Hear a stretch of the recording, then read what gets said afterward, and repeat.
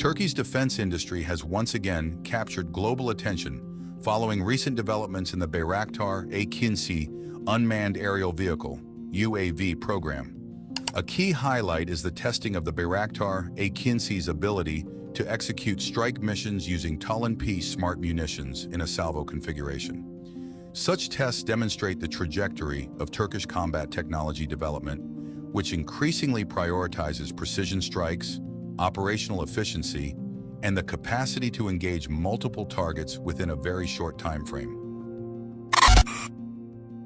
The Bayraktar AKINCI is a HALE, high-altitude long-endurance class combat drone developed by Baykar to serve as a strategic strike platform. Compared to earlier generations like the Bayraktar TB2, the AKINCI offers significantly greater weapon payload capacity, advanced avionics, modern radar systems, AI-supported operational capabilities, and the ability to carry a wide array of missiles and smart bombs.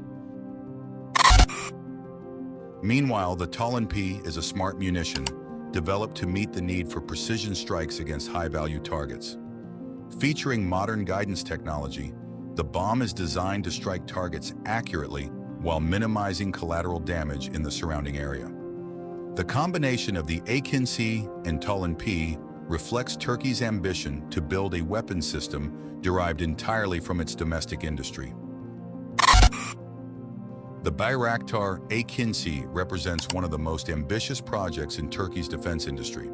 It is designed as a platform capable of executing strategic missions across diverse operational conditions.